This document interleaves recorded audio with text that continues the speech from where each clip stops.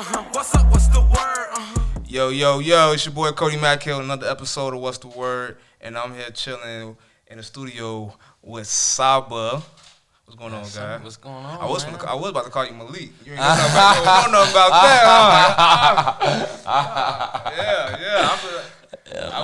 I was telling Rory earlier, like, yo, I've been in here studying since like early this morning. That's all I've been doing, is studying this interview, trying to make sure I get all the juice, everything I do to get out of here where I got you here. I appreciate it, man. That's dope. We should be in for a treat, then. Oh yeah, we in for a treat, man. We're gonna chop it up, man. So I don't know if you remember, but I interviewed you before back in like 2018, 2017. 2017 had the pink had the okay. So it was a dope conversation, a dope interview. Shout out to Rod and Power 92 for allowing me to do that. You know what I'm saying? That's when. Actually, I think that interview was like around the time when my career on this journalism interview side really took off in Chicago. So it was around that time. So, backstory, right? Do you remember in 2018 when it was a Chicago artist watch list that dropped and the whole city went crazy? I do remember that. Yeah. So the guy that curated the list, right? So I had you on there. Oh, this was your list. This was my list. You caused a lot of commotion. Caused a lot of commotion. That shit the city up, and I think that actually would put the stamp on my career and the ear and my eye for talent. But I think I had you number 5, right? I had you number 5 on there. And the slack I got for having you number 5 was so hard. Everybody was like, yo, I don't know who is Saba, who is this kid? Like, no one knows. Like, I'm like, gee, this is probably one of the hardest in the city, but they don't know who you are. So, we're going to now, fast forward 4 years later, everybody should know who you are. You just sold out the Argo and Bar Room, brother.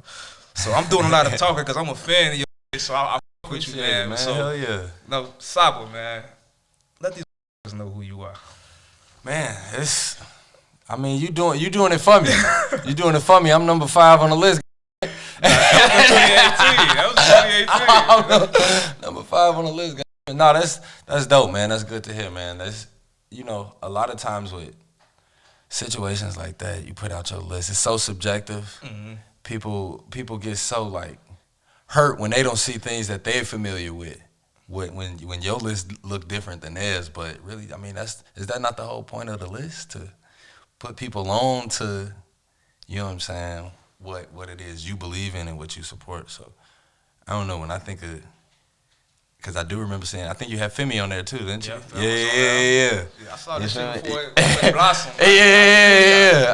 I remember that well, man. But I don't know, man. To answer the question, I'm sure by the end of this, the answer will be clear as day. You know what I'm saying, to the people who aren't familiar. Yeah, you think so? Oh yeah. Okay. All right. So you told me you've been researching and studying this shit all day, so I'm like, by the end of this, it's like, we gotta know who Saba is. You know what I'm saying? The crazy thing is about it, like, then everybody that watch and listen to us about this time, they know who Saba is. But it is a few individuals, and this is really what I wanted to point out, is that coming from the rack, right, it's segregated. For sure. So that list taught me one thing when I dropped these lists. It teaches me things like the rack is segregated. Like, you know what I mean? Like, we got the west side, we got the south side, we got the north side. Like, we got over east and out south feel like they totally different sides. Right. So people on the west side know you. Like, it's a whole collective of people knowing. I would say this, it's a whole collective of people outside of Chicago that know you. Why do you think Chicago is so segregated like that? To be honest, I think it's kind of part of the culture in Chicago. Like, me being from out west, like, we out south right now, you know what I'm saying? We're on 87. We on 87th. Like, I can count on one hand how many times I've been out here, out south. I don't be out, like, it's just certain things, like, on some Chicago, culturally, like, from out south, don't be going out west. From out west, don't be going out south. So it's like, to me, I wish I knew. I'm sure it's some type of bigger bigger social issue that Chicago is so segregated. I'm sure it's a part of that don't got nothing to do with our generation even. Like that's probably been for years and years and years like that. But yeah, I don't know. It's just one of those places like the neighborhoods in Chicago is so like just what they are. Like, you know what I'm saying? Like I'm from the Austin area and it's like a lot of them is like this is where they at. This is where they about to be. I'm gonna come back. They gonna be, they gonna be here. Facts. And a lot of the neighborhoods in Chicago is like that. And some of those neighborhoods are black, some of them white, some of them Puerto Rican. You know what I'm saying? Like it's like a lot of, but the thing that's true about them, regardless, is that like these the people who gonna be here the next time you come back. So it's like it's not a lot of. I don't know. I didn't do a lot of exploring in Chicago when I was here. I was where I was at, and I started to. I went to Columbia downtown. So as when I was in college and when I was in high school, a little, I started to branch out a little more and get a little more adventurous. But I wasn't trying to f around with the South Side, man. I didn't know what the f y'all had going on over here. But it's crazy because I've heard and did my research. Like the people that say they like, yo, they say you're an introverted person. Like you don't do a lot of talking. How because some people that I you know what I'm saying called about you, they say that you would classify yourself as shy. I can't see that from the records, and I can't see that from your relationships that you got from different people. Just like Chance is from out south. You know what I mean? If I'm not mistaken, ain't Mick Jenkins from out south too? Yeah. A lot of the homies is from over here. Yeah. A lot of my like really really good friends are from out here. My mama stay out here. You know what I'm saying? But I can count on one hand how many times I went to her too. Like as a kid, I went to where my mama stay. I went there twice. I went there once when I was 13. Went there when I was probably like 18. Maybe picked her up once. But she be out west. Like she come to where we at, so we don't gotta go to where she at. Like that's, I don't know. It's kind of like an odd relationship or whatever. But to me, it's just always been like a different thing. I think whoever you talk to that probably told you I was like shy or introverted or something like that. It's like, I don't know. It depends on the capacity of how people know me. You know what I'm saying? Because I think I'm an introvert when I'm, just in my natural state a lot of times, but I'm an extrovert when I need to be. You know what I'm saying? And I think doing this and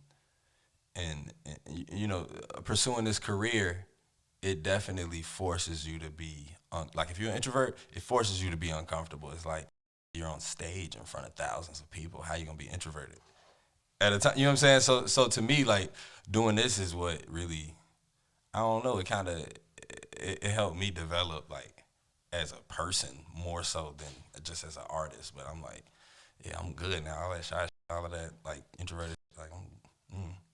Okay. You're not really giving me those vibes. People be like, you just one of the guys shit, like this is normal. Right. It depends on the capacity of how people know me. Or it could even depend on the time period in which people knew me. You know what I'm saying? Like, knew me from 2012, 2013, and that I was a lot more to myself and in the cut, you know what I'm saying? And then over the years, it's just kind of like, I'm more comfortable now. I'm more, you know what I'm saying, just who I am. Like, this is me. If you fuck with it, you fuck with it. If you don't, that's cool too. Like, you know what I'm saying? Like, I'm good now.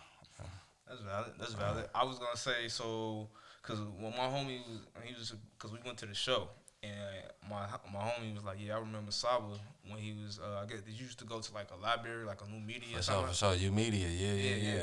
And he was like, yo, he used just to be quiet and then making beats, and like he ain't never used to talk. You know what I'm saying? And I guess it was like a cousin of yours that was there with you. Yeah, Walt. Yeah. So it was Walt, and he was like, yeah, he was cool with Walt. He was like, man, Saba used to be there type. Well, I was in that bitch rapping every Wednesday. I was on the microphone every Wednesday in that. So was you rapping or was you hollering? Was you talking to people? It's different from performing your art or just networking with the crowd. To me, that's where our career started.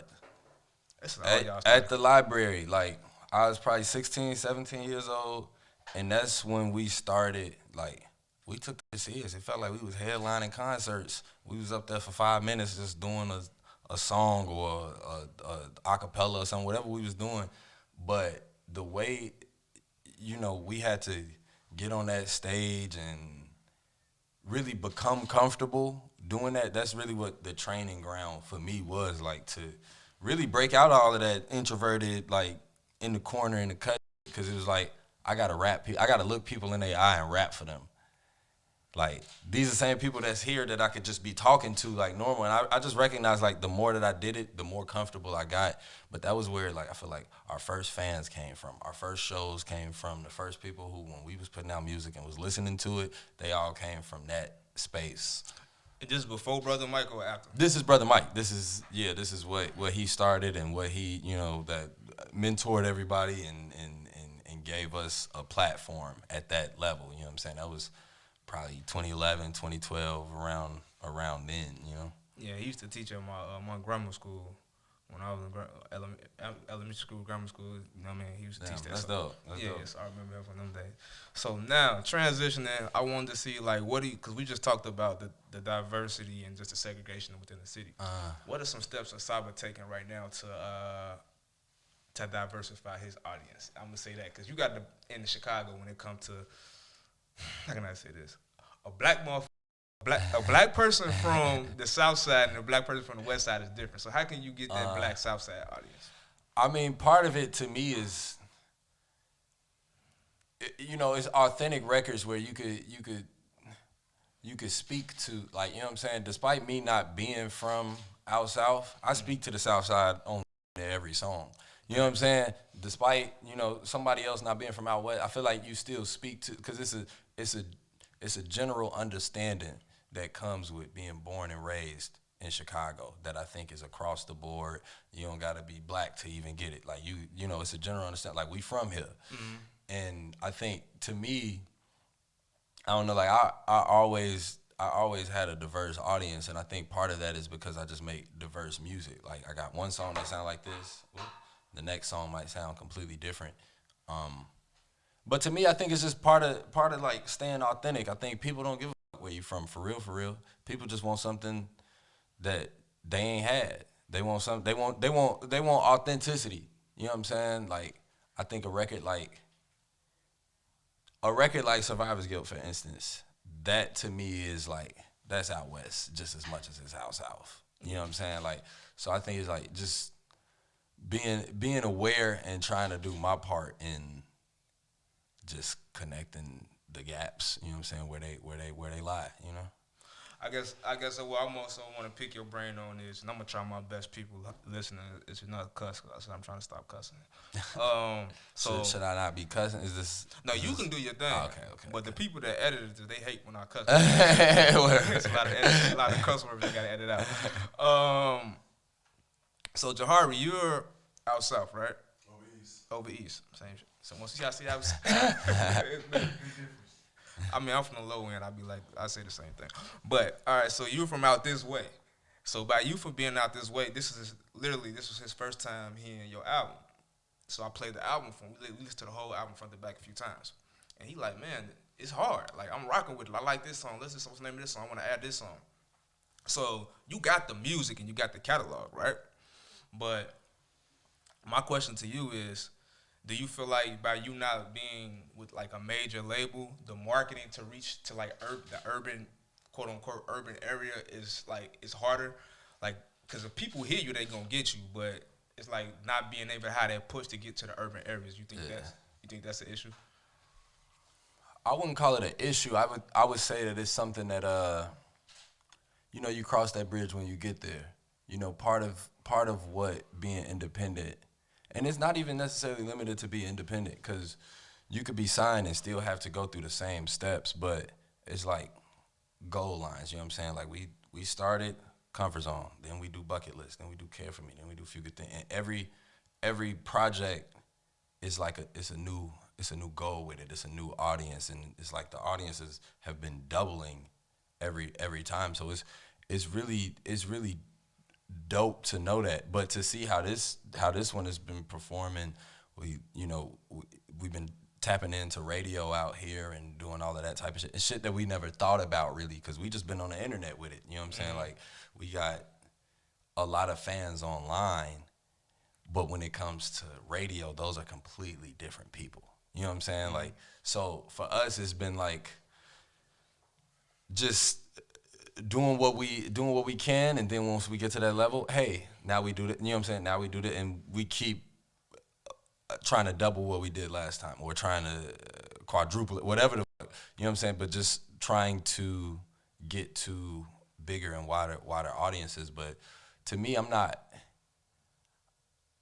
one of them people who see being independent as a disadvantage, because we just got back home from a sold out tour. You know what I'm saying? Like, that was fucking crazy. Like, I don't see that as a disadvantage. There's a lot of niggas who are signed who can't do that. So to me, it's really just it's a different game. But I think for me, it's been a patient game, because it's like I know I can't what is it? You bite more than you could chew, or something like that. Like, I know with my team currently, like, I know that we gonna get there. You know what I'm saying? It's not a doubt in my mind whether we're going to get there. It's just a matter of making sure we do it when we have the capacity to do it the right way. So that's what we've been, you know what I'm saying? It's like every album has been like a stepping stone to get to the next album, really, you know what I'm saying? So I don't see this one as any different. You know, I got a lot that I want to do still. You know, I got a long way to go, and clearly a lot of people to reach. You know what I'm saying? Even within just the city of Chicago. You know. Yeah, and there's a lot that you be saying. I want to get into that too. That you just said. But when it comes as far as radio, do you feel like radio is needed to? Is radio still needed for artists in 2022? I mean, I think radio is one of those things where it depends on the artist. You know, some people need it, some people don't. Some people want it, some people don't. You know, radio for me wasn't a thing that I really thought about until this album. And the album was already done when I realized that we could tap in that way. You know what I'm saying? Like, it wasn't like I went into the album like, we gonna make a radio record.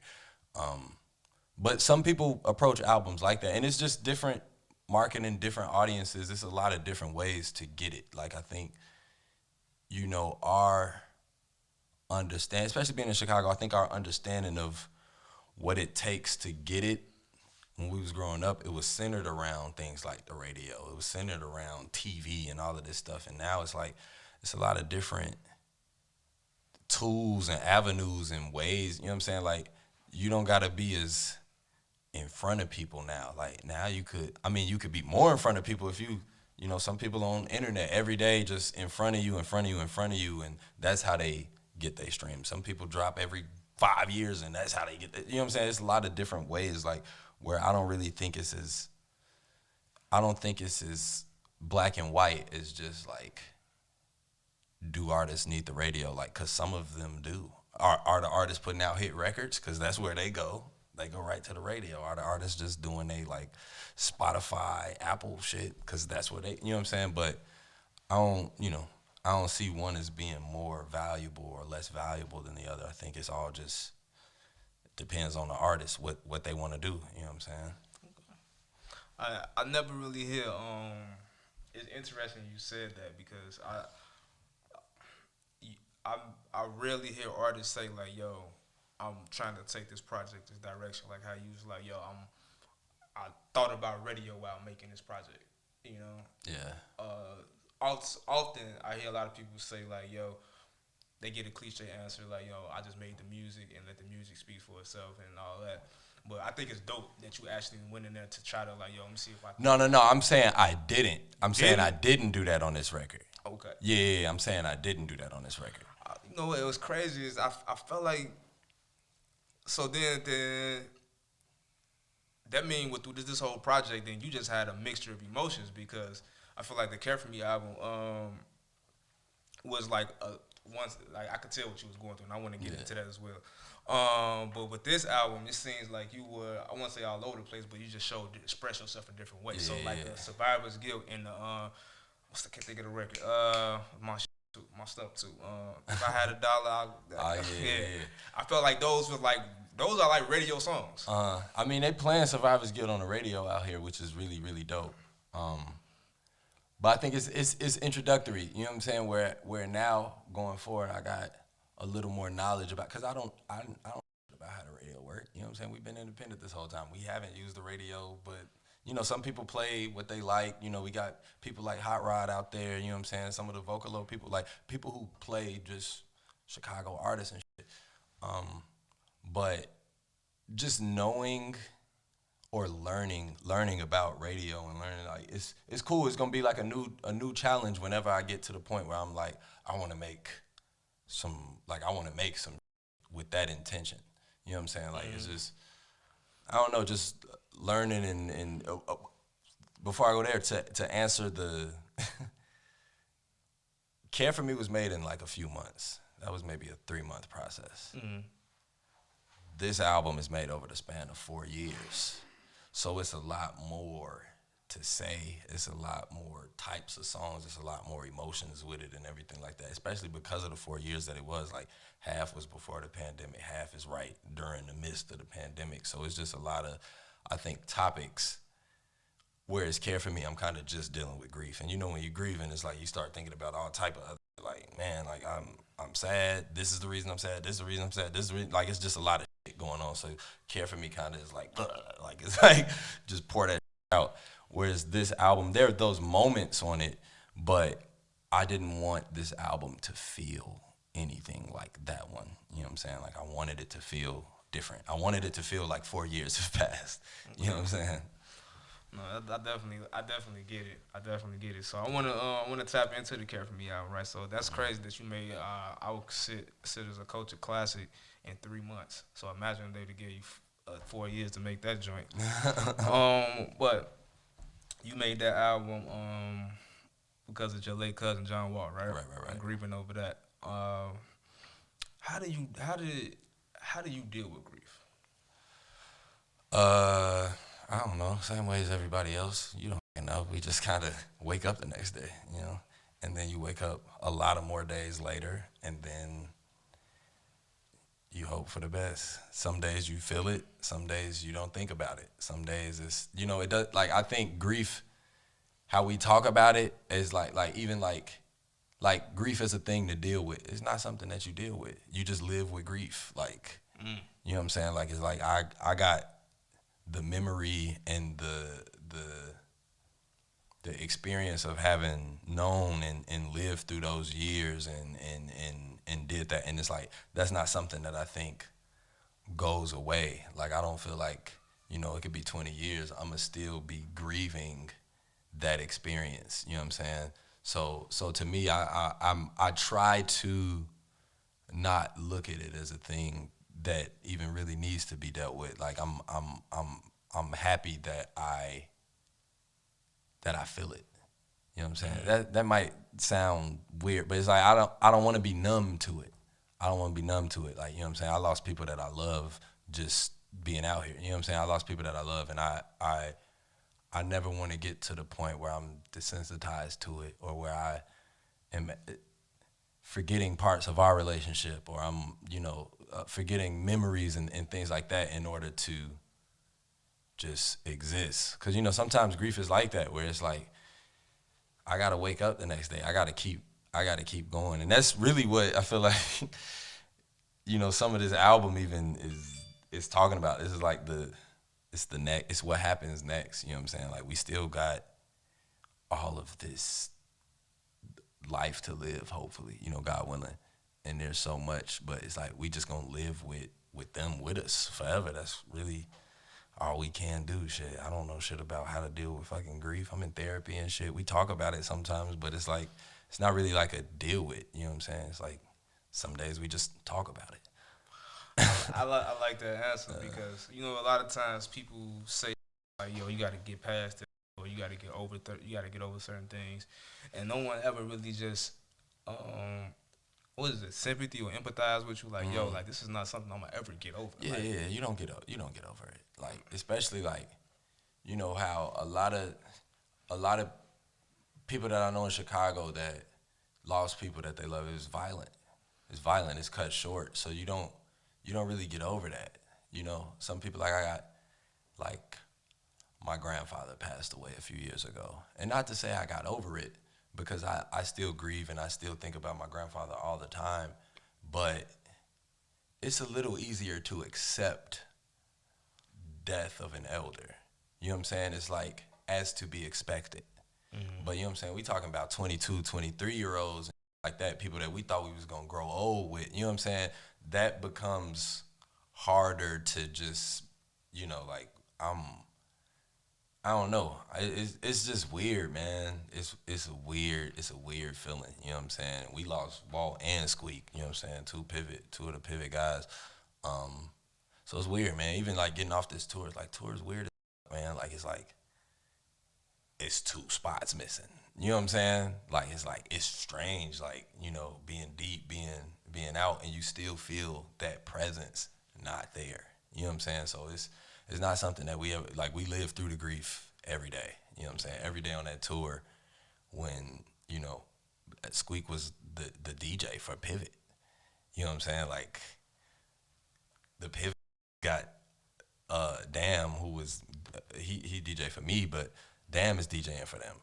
So it's every day we performing, the grief is alive and well within us. We think about that, we live it, and we experience that very, very real. But we also experience the memory, and we experience they presence. We feel them right with us, and you know, it's a beautiful relationship. I feel with all my homies here, not here, I feel I ain't never got to worry about if where we was at. You know what I'm saying? Knew how we was locked in. You know. Mm-hmm. How often do you get to speak about that? I usually don't. I talk to the homies about it, but I don't, when I do these interviews, I usually try to keep that off of it, because when I made an album Care for Me, it's grief is not my brand. I wanted to be clear, and it's I seen how headlines were starting to Saba's new album, he shares his trauma and his grief, and it's that's not what I'm doing. I'm telling you what happened. I'm telling you what I experienced, but you know, that's just how I felt today. Tomorrow we might be popping bottles in a club. I'm not you know what I'm saying? Right. All of this is a part of just my experience, which is what I want to be transparent about. I want to be clear with my fans. This is how we feel today. Tomorrow ain't no, you know, I want to leave it open to just be me, to be whoever and whatever I feel that day. You know what I'm saying? But I try not to talk. The other reason that I don't like to talk about it is because mostly, you know what I'm saying, I do a lot of interviews with white people and people who don't understand hood.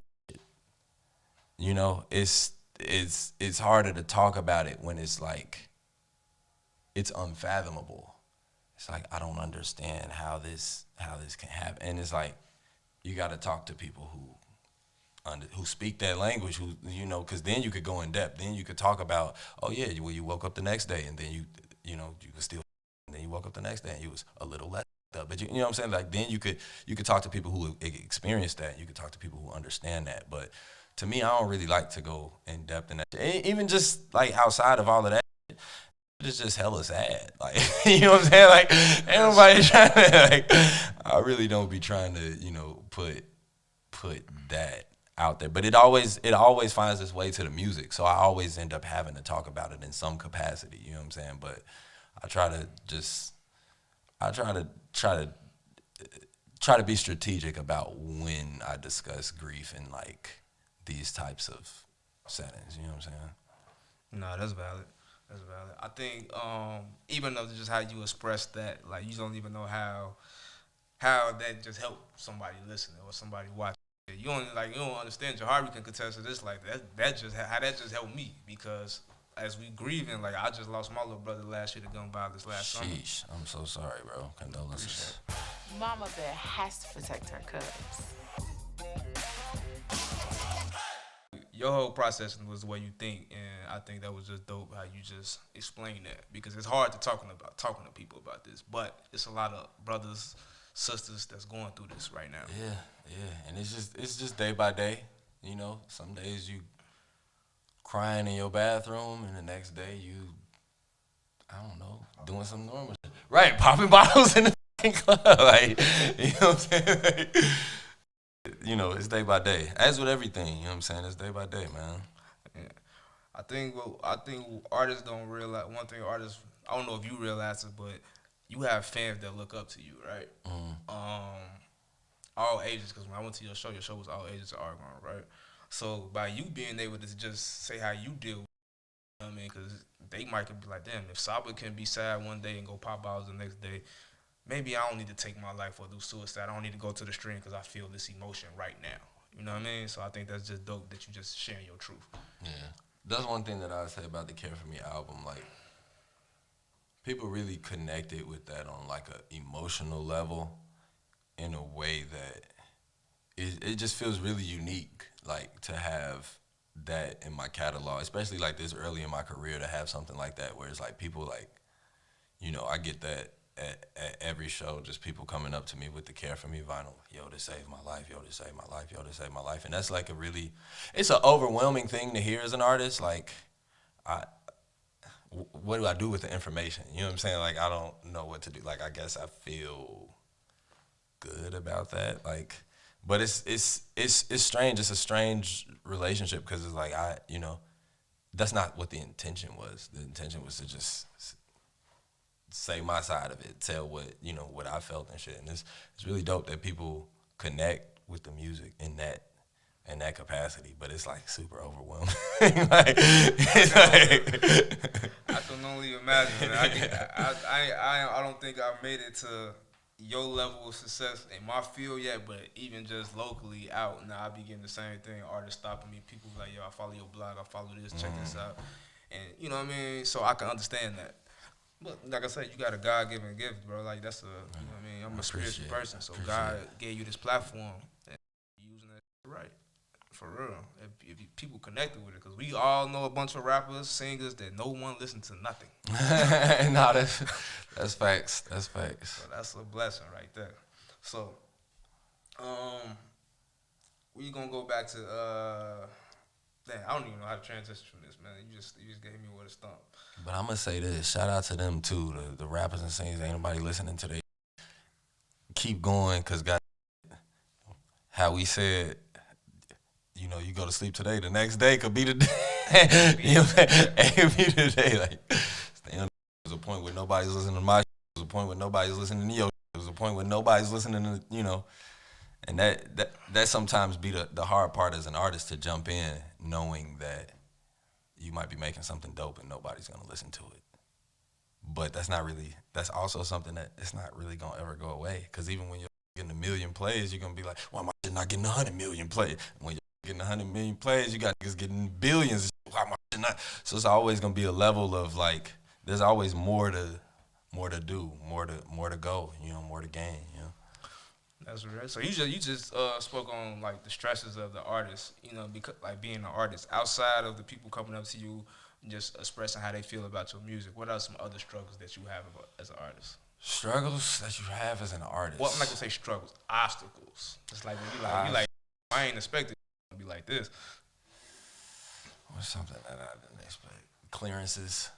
I never had. I've been independent this whole time, so I never really had to deal with a lot of clearances, label stuff, and sample clearances. It could be anything, but I never really had to deal with a lot of that stuff. And on this album was our first time really dealing with that, and you know, that get tricky. It get tricky because you know you gotta deal with. Now you independent, but you're dealing with a cycle. Hey, we got our artist, and our artist is actually not dropping until this month, so we need you to push back. Fortunately, that I was good. We was able to finesse it, figure it out. But you know, a lot of people that I do know run into issues like that sometimes. Obstacles. Being independent is like I'm. My company has to fund everything. You know what I'm saying? So when we go on tours, we got to take all of them hits up front. We got to bus. We got to, do payouts. We got to make sure everybody that's here is collecting and all of this. And it's a lot of shit to deal with. And then you go on the road and you see it work, and you're able to make money and you're able to sell your merch and do all of that. But it's like a lot of times it's the upfront. That's really the difference between being indie and being signed. It's really that upfront, like the upfront hit. Like you're paying for your own studio time, so that. You know what this reminds me of? It reminds me when we talk about different sides of the city. I see the West Side still got that hustle in them. It's like that. Y'all always been That's known been for hustling. historical. Yeah, known for historical. hustling. Yeah. So you got it in you. So we had Taylor Bennett up here last week, and I saw me and him got into that's my brother at the end of the day. That's my brother for life. But me and Taylor had done a 30, I ain't gonna say argument, but it was a heated conversation about being independent. So it's working for you. Obviously, it's working for you. You know what I mean? I like to think so. Well, looks can be deceiving, but you look good, brother. Skin good. Selling out shows. I appreciate it, You know what I'm saying? man. Smiling. Appreciate it. We getting there. Man. What advice would you give a kid that's in the trenches? He's making music. He hit a single, right? He hit a single. He hit catchy, going crazy on TikTok. YouTube numbers going up. But he in the trenches. He broke. He trying to get out. You know what I mean? Label come offer him a deal. Bam, we go these racks for this record. Taylor say, don't take the money. Go independent. United Master, District. I'm not gonna say that. Okay. If you in the trenches, sometimes that's life or death. You know what I'm saying? If you really in that, everybody, I think it's more nuanced than just saying that everybody should be signed or everybody should be independent, because I think it is like some people don't have the skill sets to be independent. Some people need a machine to do the work. Some people need the money up front. You know what I'm saying? Which I'm assuming if this nigga's in the trenches, and if the trenches is like the trenches that I'm imagining, that could be life or death. And in those types of situations, it's like you could be patient. Independence requires patience. Like I've been putting out music for almost 10 years, and we're just now getting to a point where we're making money. You know what I'm saying? Like it's like that took a long time, and a lot of people don't have the patience and the skill set. Like I'm fortunate to have a really good team. I got Rory in there. I got Christella in LA. And, we come together and we are able to figure it out. I think, a lot of people's argument for independence is owning your work and things like that. But if your work not making no money and you own it, it's like, cool, I guess. Like, you know what I'm saying? Cool, congrats. You own it. But what is that doing? Like, to me, I think it's case by case. Because I think, I'm all for ownership. I'm all for everybody. I think I think this shit should change. I think somewhere in the middle, independence, major label, I think right here is the sweet spot. I don't know what that looked like yet, and I'm trying to figure it out. But to me, it's like, bro, I would love if I didn't have to pay all of this shit up front. I would fucking love that shit. What? Like, you independent. You're paying for everything that you do. You're responsible for all of your flights, all of your anything. Like, anything, you're responsible. And some people can't handle that. Like, that's a lot. You know what I'm saying? You see your bank account look good one day, and then you got 5 expenses that are really big, and you see all your depleted, and you like, oh, I don't. Some people can't handle that.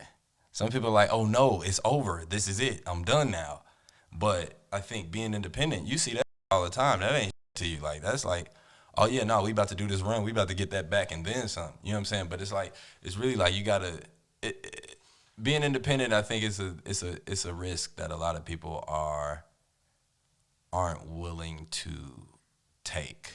I think I never want to be the person that's like, everybody should be independent. Everybody should be independent, just because I think you know, it's the same. What was we just talking about, the radio versus like Spotify and all that. Like some niggas should be on the radio. Some niggas should not be on the radio. You know what I'm saying? Some niggas get played in the club. Some niggas don't make music for the club.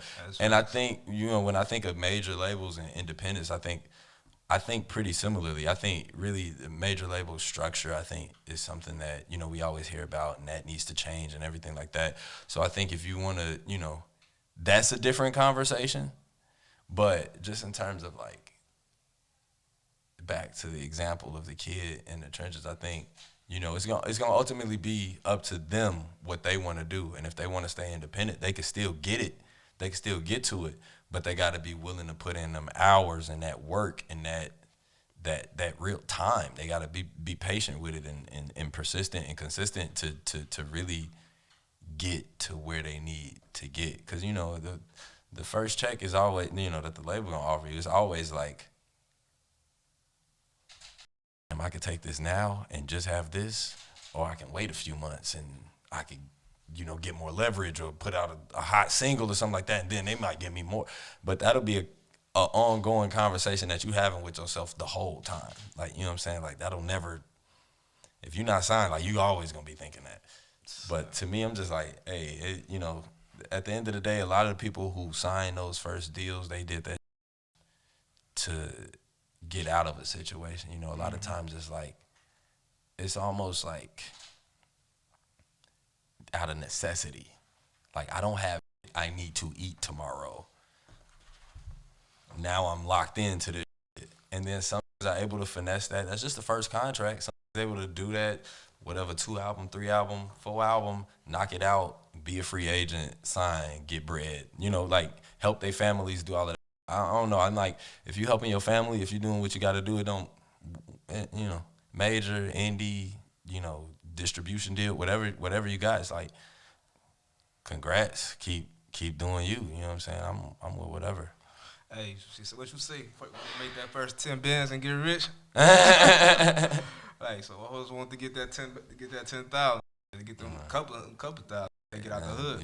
Yeah. So what's your take on distros? Because you say it's the middle spot, right? So what's your point, like, because, like, for you, right, like, you ain't never reached out to, like, a Red Bull or Empire, these companies that would, like, Empire put out my first album. Okay. Empire put out my first album. We ain't get no money. I ain't put no money. Like, I didn't go to them to, you know, some distro deals kind of became like, you know, similar to the labels where they'll give you a fat advance and, you know, but I wasn't comfortable taking advances at that time because my music, like, my first album is the first time, like, Bucket List, it's the first time we had streaming.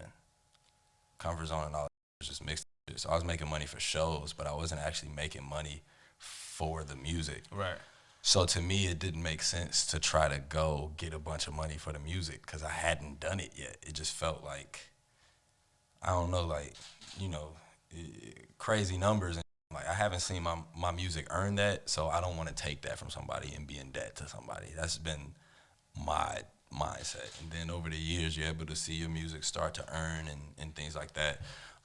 And you get more comfortable, like, knowing that, like, oh, I can take 10,000 here, I can take 20,000 here, and I know that this song is going to replace that. Mm-hmm. You know, I know it's gonna recoup that.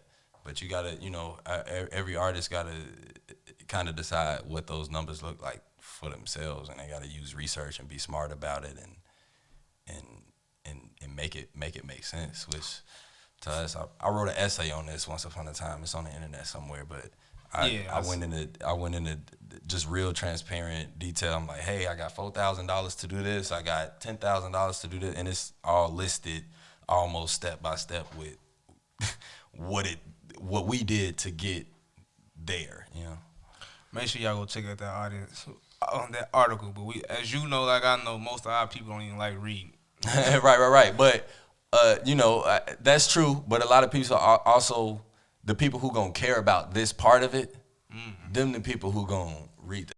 You know what I'm saying? Because not everybody really needs to know about distro deals and independent and major. Like, some people is just here to as fans or to listen to, you know. But some people are artists that are gonna use this and then go do their own research. Facts. You know. Facts. So let me ask you this before we move on.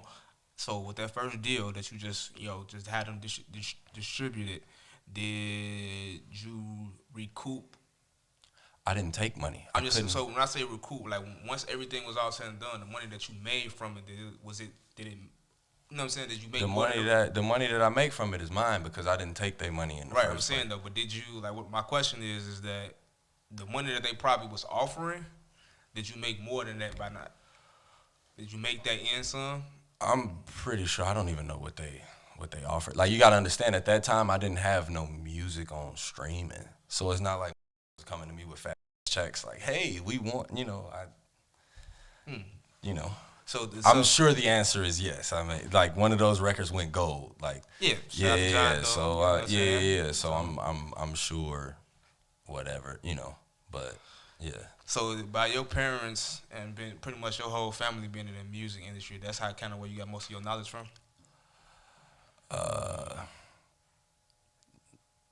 Nah, I would say from my family, I was able to learn the actual music. The sound of music. I was able to learn that, hearing Pop sing and produce and watching him produce, I was able to like pick up on that. Seeing my grandfather use Pro Tools, I'm like, okay, I can kind of see what this is. But business wise, what they experienced in the music industry is way different than what my experience in the music industry was. I think they were all super supportive and super like they just wanted me to be educated in what I was doing, but I don't think they ever pretended to know what it was gonna take or what in 2014 what the internet and all the blogs and like that, nobody, generations above us, like, what I'm saying, they didn't know what the hell we was doing. I remember I got into a yelling match with my dad because when I was doing Comfort Zone, he was like, this should be on iTunes, you supposed to sell this album is amazing. And I was like, it's a free mixtape, Dad. And he didn't understand for the life of him, like he did not understand why I wanted it to be a free mixtape. I don't understand why. But to me, that's what time it was. It was like we trying to get on blogs, we trying to get people to press play. You know what I'm saying? Like I ain't got no fan base. I'm trying to get people to press play free. Like it gotta be free. That's how it felt. Obviously, some people come out the gate selling crazy records and that, but to me, it felt like I had just watched niggas like do this. Like I was on the blogs every day. I was watching Wiz do it and Mac Miller and Chance and all of these. I'm like, if they get free and they got fans, I'm like, I don't got no fans. My has to be free. And that's what I was trying to explain to my dad, and he didn't get it. And then when I put it out and he was able to see people connect to it, he was able to see the early shows and it started to work, he kind of, he I could tell he was proud that I made the decisions that I made, That's dope, bro. What's amazing to me is you say this when you was starting around like 16, right? What's that? That's when we was at U-Media when I was 16. So when you started rapping and started putting out these projects, how old were you?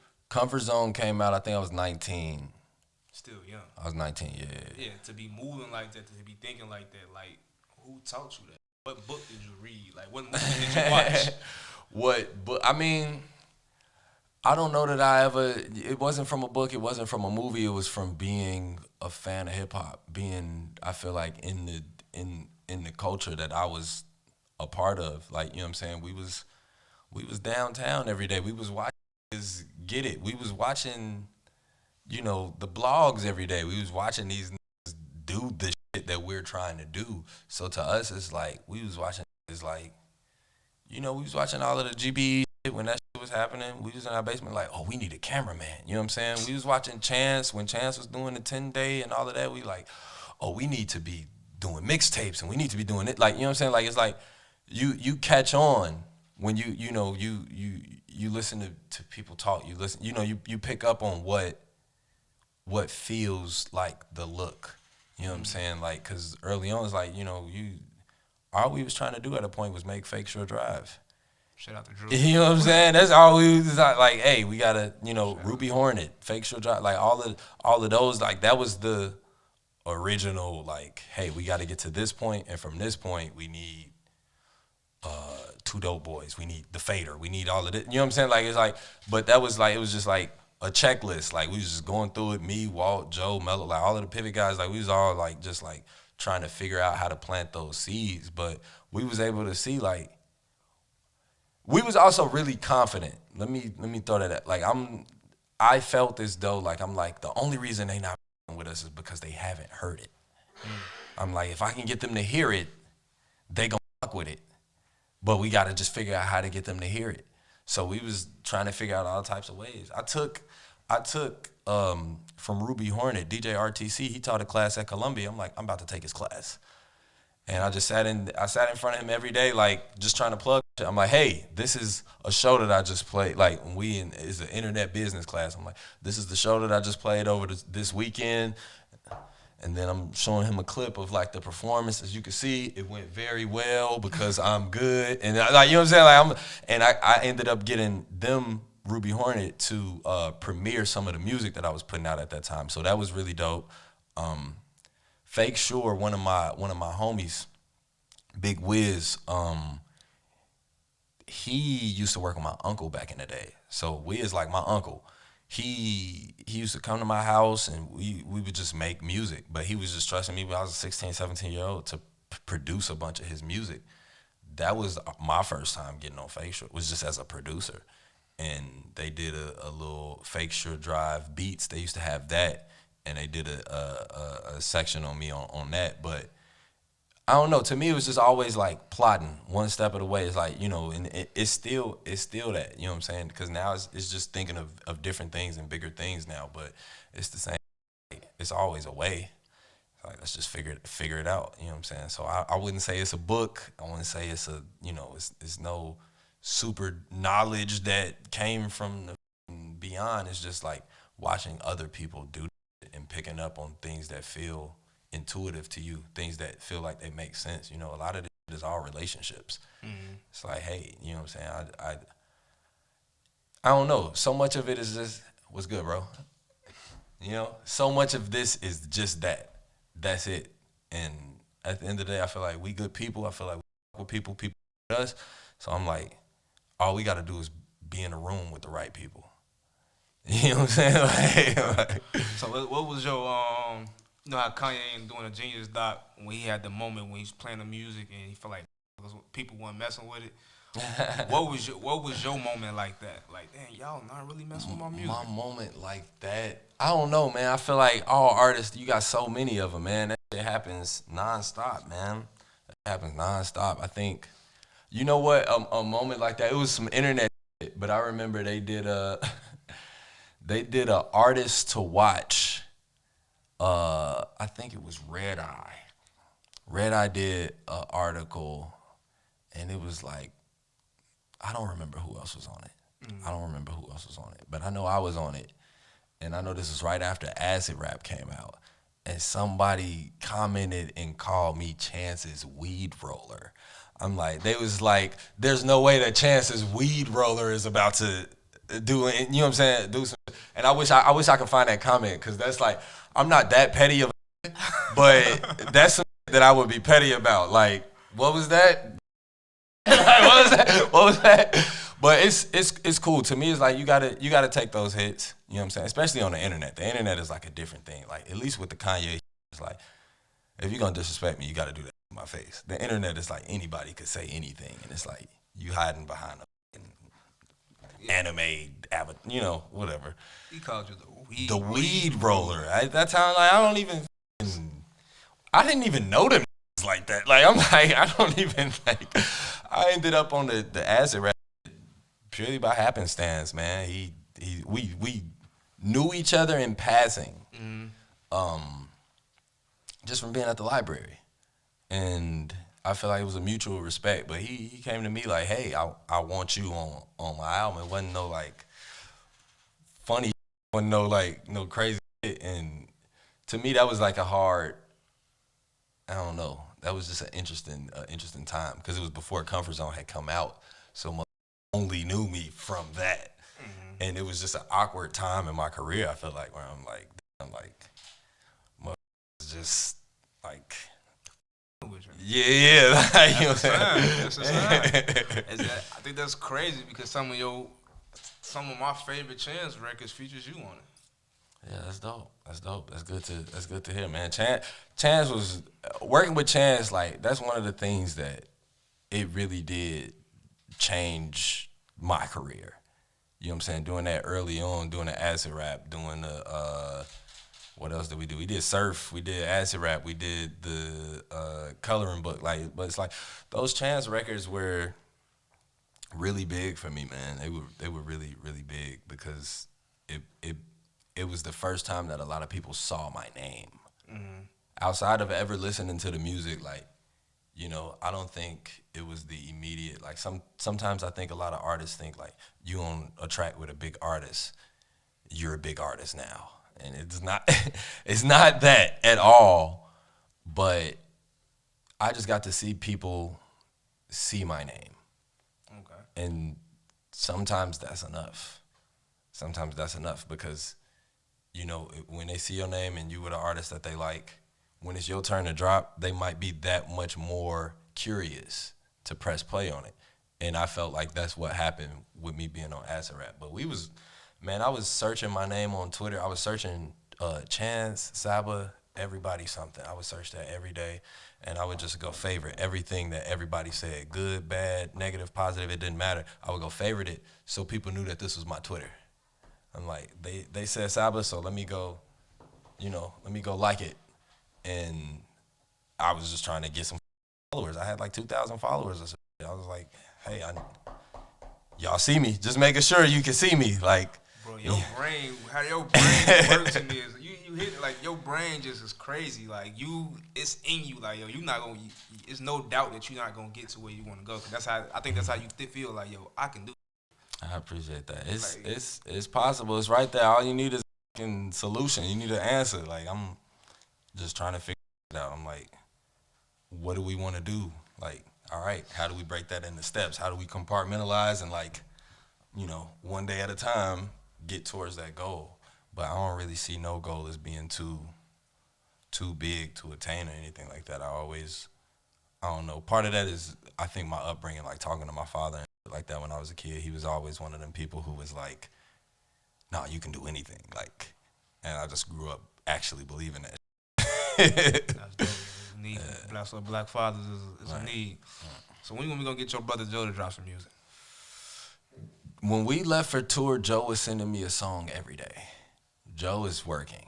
Joe's working. So I think, I don't know, sooner or later, I don't know what his timeline is, you know what I'm saying? He could tell you better than I could, but I know he sent me 10 songs while I was on the road. Like, okay. Yeah, I like him as an artist. I actually had him on one of our watch lists. I think it was 2020. Like, I said, when y'all around the time when y'all dropped the Pivot Game project, and I like his records on there. I like his branding. I like the little dances he be doing. yeah. I like Joe. Nah, he coming, man. When he get it done and where it need to be, like, I think it's gonna be fun. It's gonna be fun to witness, man. Like, people just finally get hip and show him love and all of that. But it's on its way. I'll say this.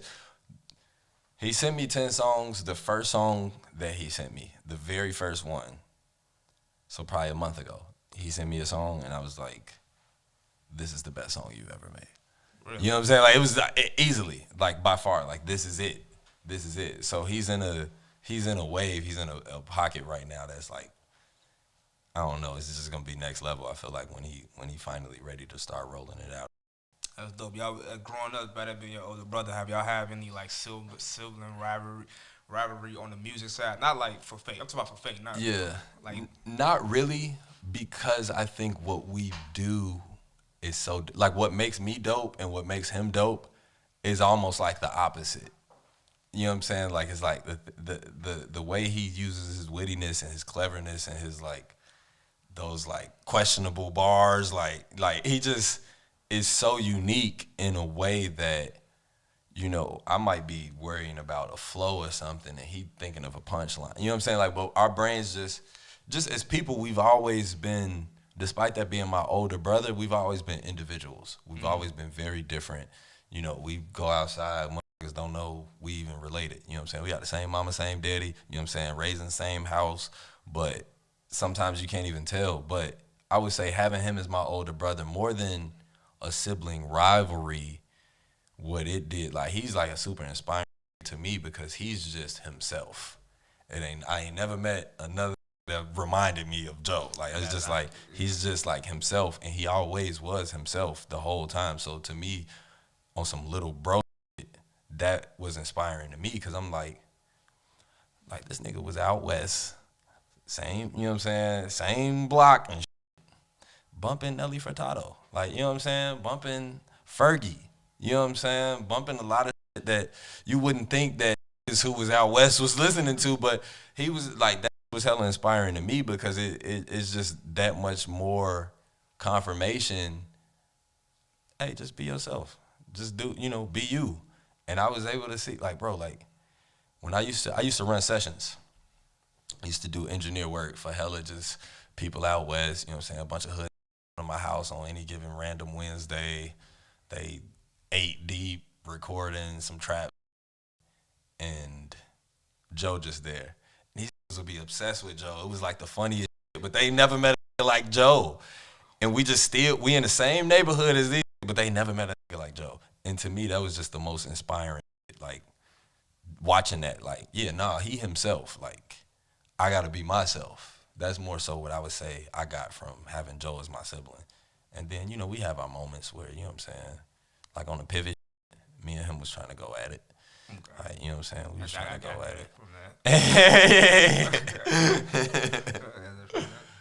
That's what's up. I remember the first time I talked to you, you was under that. Now I don't go at my brothers like that because I was saying about you and Mick. Like, you ain't gonna go back at Mick. You and Mick on the track.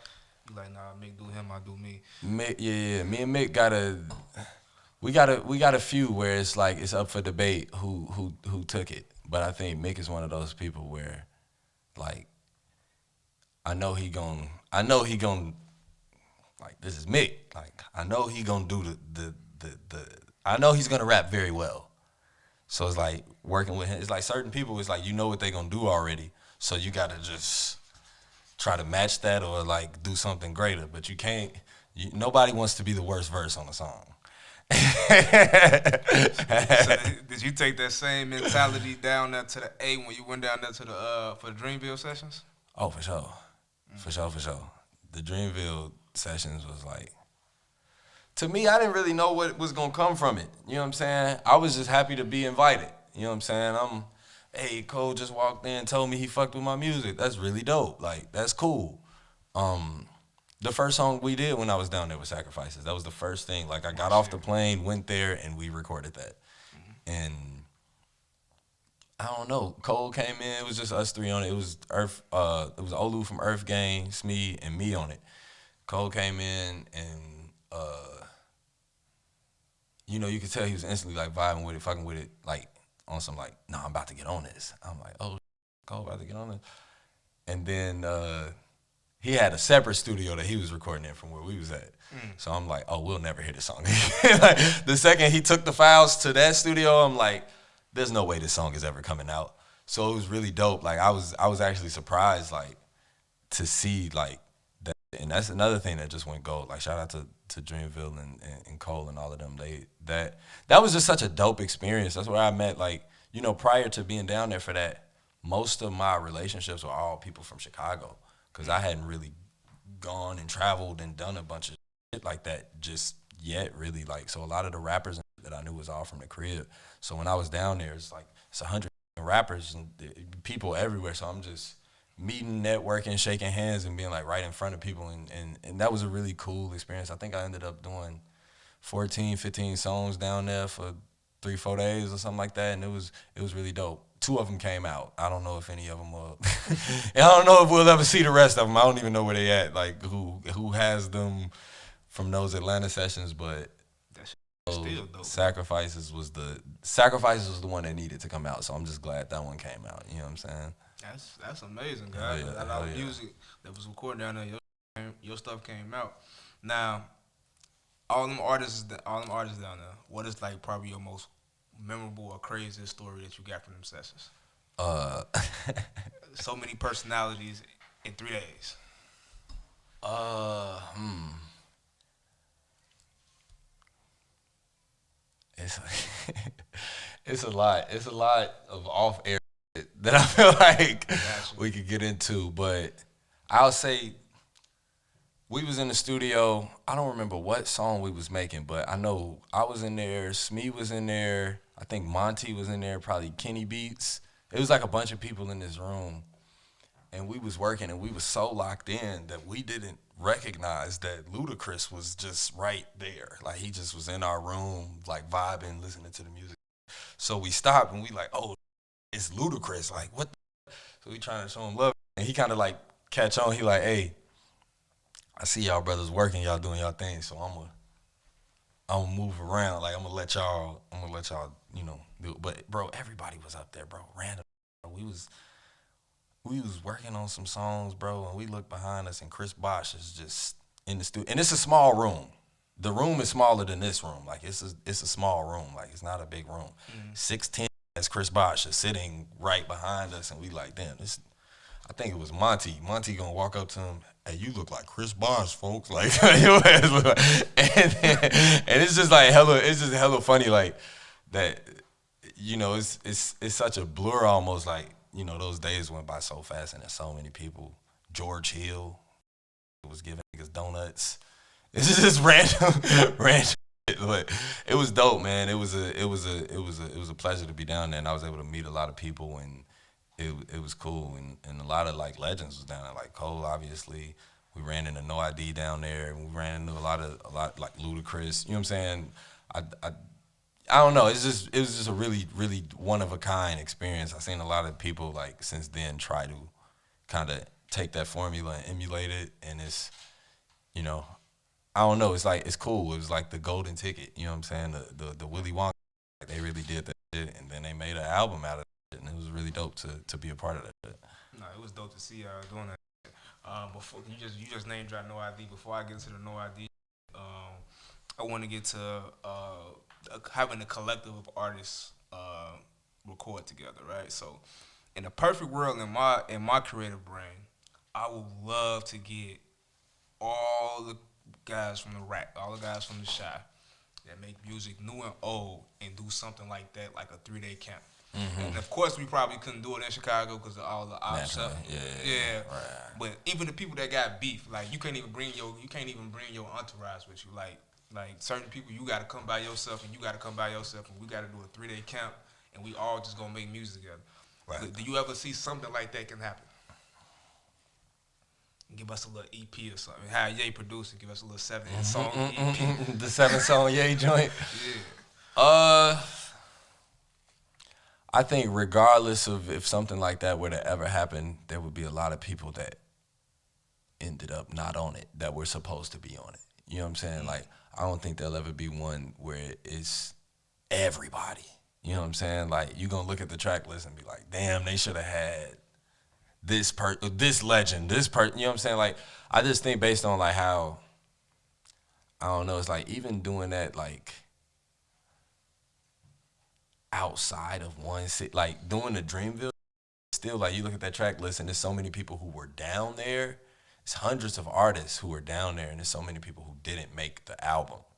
You know what I'm saying? And knowing that, if we apply that same thing to just Chicago, but plus Chicago politics and Chicago, like, you know what I'm saying? It's like certain niggas in Chicago just actually can't do songs together. You know what I'm saying? That's some shit. When we was down there, we wasn't really thinking about that. We like, we'll do songs with anybody. Who the fuck is that? Like, I was just me niggas and getting on songs with, which is rare. I don't really do it like that, but you know, that was the vibe. That was the energy down there, and I was with it.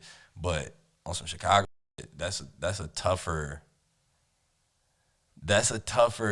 just thing to crack. Like, it's like I don't believe in impossibilities. Like, I don't think it's impossible, but I think that would just require a lot of, like, I think it would require like a cultural maturity in our city that I don't know that, like, I think it's possible for it to happen. I just think it might take a step before we get there. You know what I'm saying? It might take an event. It might take something to happen to get to a point where everything to the side and just like we all together now. Like that's I don't know. That's a hopeful.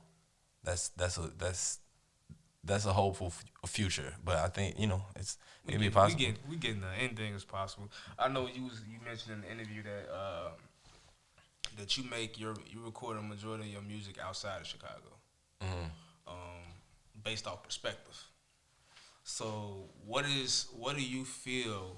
I'd say it's probably like half and half. I did a lot here, but going outside of Chicago is always easier to talk about Chicago because you're not there. But my bad for cutting you off. No, that's shit. You saying what I was about to say, but cause that's exactly what I'm going with it. It's easier to talk about Chicago. What do you feel?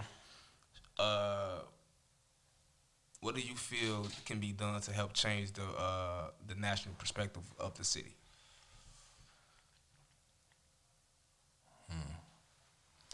National perspective is.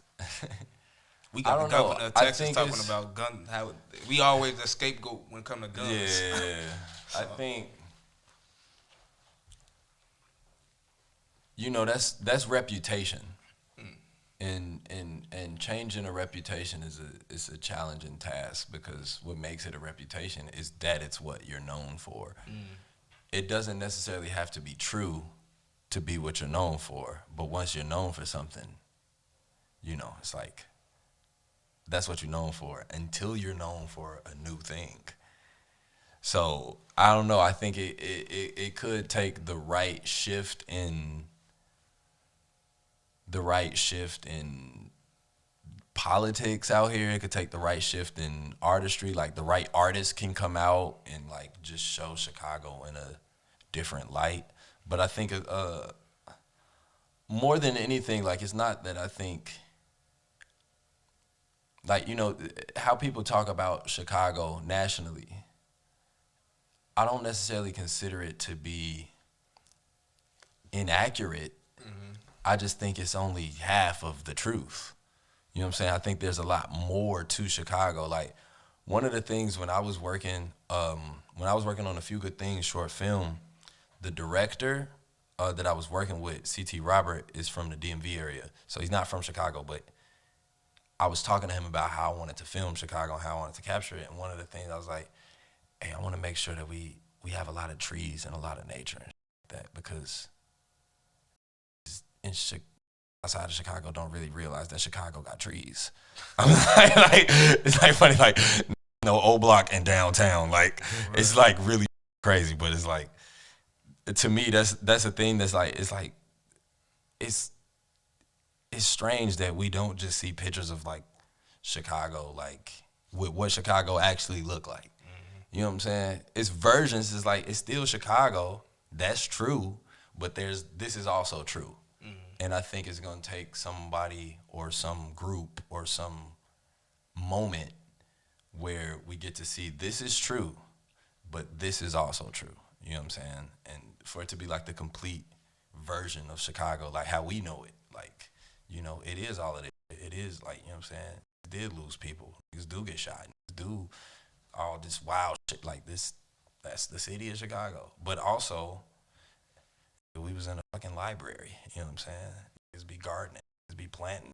You know what I'm saying? A lot of book club. Yeah. Book club. Like it's like you got positive people from here. You got people who even outside of rap, you got comedians, you got actors, you got a bunch of people from here, from this soil, from the same place. And I think it's just, culturally just making sure that those stories are as loud as these tragic stories. You know what I'm saying? I think that's what'll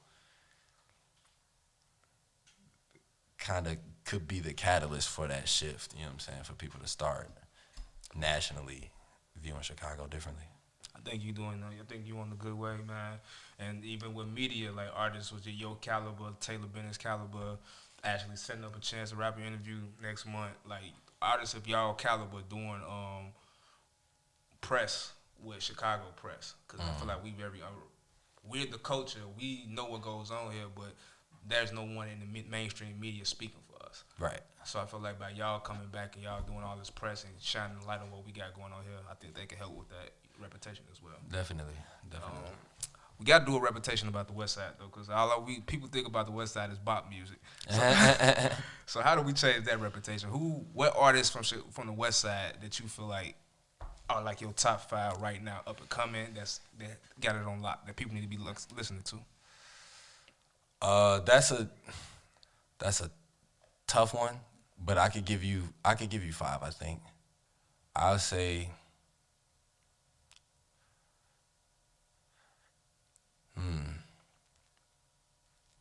And you can't name Pivot. Damn, I gotta name you 5 West Side, like, you know who I really like? SG Batman, he's from out west, right? I think he out west up north. Yeah, I like him. Yeah. I like him. I be on his IG a lot. He be dropping some like hard freestyles. Who the fuck is from out west? I ain't expect to have to list. Y'all might have to edit this part of the interview. Y'all might have to edit this. Y'all might have to edit this part. I was expecting you to say West Siders in general. I didn't know they have to be up and coming. The up and coming makes it challenging because, like, is it a lot of West Side up and comers like that? Like, I'm sure they out there, but I'm not familiar with a lot of them. Like, okay, so I feel like since I think personally, I feel like you hold the torch right now for them. We're gonna edit this part out, but I'm gonna list you some guys I want you to check out, right? Yeah, hopefully it's people that I heard of, and maybe I'm just tripping. So the DCG brothers, I want you to check. Look at the DCG brothers. Them niggas is from the hood. Yes, them niggas is hard as. Yeah. I love they. I love they. This guy named Flex. Flex, okay. Flex Sinatra. Check his music out. Okay. You gonna rock with him. Who else from out west that I think it'll be great for you to collab with, or just to be on? Cause Westside got a lot. Flex, DCG, Pronto Spaz Out. Pronto Spaz Out. Yes. Okay. Pronto Spaz Out. Another one. He has a huge following as well. They love Pronto. It's a fire name. Yeah. And he's a character too. Pronto is a character. I'm trying to think if it's some girls. Is Brittany Carter from out west? Are you familiar with Brittany Carter? I'm familiar with Brittany Carter. She's hard. I don't feel like she's from out west. She's from, but I mean, she could be. I just feel like I wish I would have known that if she from out west. Like, I didn't talk to her in real life a few times. I'm like, that should have led the conversation if you from out. But no, she's amazing. Yeah. No, she can rap her ass off. Yeah. She can rap her ass off. I'm gonna just leave with them 3. Okay. Cause I can't think of nobody else that I'd be like, yo, they from out west and they the shit. But them. All right, so Saba, man, we've been chopping up for a minute. I feel like you got a lot to say. I feel like we could talk a lot, right? So I want to leave here. What? Finish off with the no ID question, and I'm gonna pick your brain on one last thing. For sure. So no ID. Yes, sir. Your first time meeting him was in doing a Dreamville session. I met him in probably like a year before the Dreamville session. Okay. So recently 18. he sent you 120 plus beats, right? Yeah. So is it gonna be a no ID Saba collab tape? For sure. Okay. For sure. So with these beats, like, he gave you like the Jay-Z pack, like the 444 pack, like what type of vibe we getting into?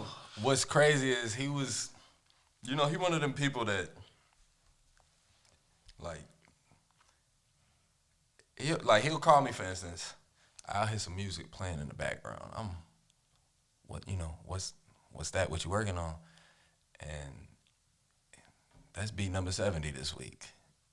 That's beat number 32. You know what I'm saying? Like, he makes a lot of beats. So when he was like, what you want me to send you? How many you want me to send you? I was like, hey, send me everything you made this week. Send me, you said you made 120. I want to see all 120. But to me, they sound like just classic, no ID, chop the sample, the drum, like everything is like, it sounds like him. It sounds like him. I I hear some of them, and I can imagine Jay on them. I can imagine Ye on some of them. I can imagine some other artists on it. Like, but it's fun. It's cool to have. I don't know. Like, it's just cool to have access to that pack. I'm like, damn, this shit crazy. Like, it's really cool. But yeah, man, he's really been super helpful and super like.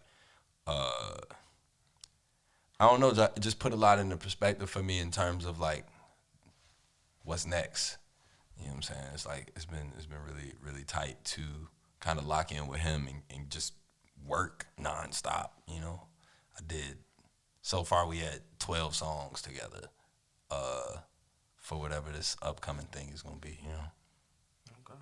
So is it gonna be, so you don't know what it's gonna be, but it's like he reached out, y'all talked, and it's like, yo, you and I doing something together. Yeah. He's been helping out with just like on the team, like for probably like right after A Few Good Things came out, we started working like a few months now.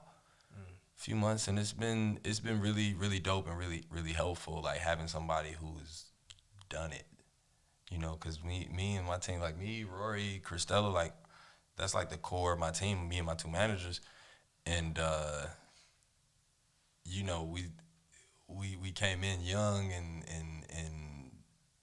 we were able to do a lot of cool, and I'm super appreciative and super thankful for everything that we've already done. And now adding this new, you know, the no ID energy is just like, oh, we could go crazy, like, cause we already did a lot, like, but now it's just like knowing, I don't know, it's like learning the game of it. That's not something that I feel like took that much time to focus on, but having somebody be like, hey, you can do this, you can do that, you can do that. You know what I'm saying? Like, it makes a difference in terms of knowing which step is the next step, you know. Best advice he ever gave you? Best advice he's given me was I played him Few Good Things before Survivor's Guild existed. Survivor's Guild stopped that, and If I Had a Dollar. Those songs weren't on the album yet. And he was like, if you play this album, he was like, it's good. I like every song that you played me, but if you perform this album, you'll close your show with Life from Care For Me, your last album. He was like, you can't do that. He was like, you gotta add a new closer. So I went home next day, started Survivor's Guild, and you know, that was easily the best advice that I feel like I got from him. Yeah. What about Ziploc? Why you ain't put that on his album? It was just a different time, I guess. Like Ziploc, I think I did that like, it was just so detached from the album. Like, I want to say I made that before the pandemic even started. Okay. Ziploc, just random session with one of the homies, D Phelps. He also from Chicago. I think D Phelps and his guy Coop produced that song. I just pulled up on them one day when I first got to LA, and that was like the first thing that we made. And you know, sometimes it's like songs that are special don't immediately register as special. You know what I'm saying? So Ziploc was just another song. You know what I'm saying? That might not even been the only song we made that day. Like, I overlooked that song for months and months and months and months, and then we release it, and it's like, oh, like, this is a great song. I think you dropped that with a 2-pack, right? Yeah, I dropped Ziploc and a track called Rich Don't Stop together. Yeah, I like Rich Don't Stop too. Yeah, appreciate it. I told you I'll be following you, man. Come on, man. You know, man, Saba, man, like I said, I can talk all day. It's a great conversation. Johari, give me the thumbs up, because you be to let me know if it's good or not. Is it a good interview? Good. All right, so, man, he's a good test. So it's a great interview, man. Saba, what's the word? We out. Hey, what's up? What's the word? My name is Yumi, and my daughter and I live in Washington Heights. I'm vaccinated against COVID, and I decided to get my daughter vaccinated too. She's 4, so I'm extremely careful about what I give her. It's a lot of false information out here about COVID-19, but I talked to her pediatrician, and she made me feel confident about the vaccine. I just want her to be protected like her mama. Mama Bear is protected, so I definitely gotta protect Baby Bear.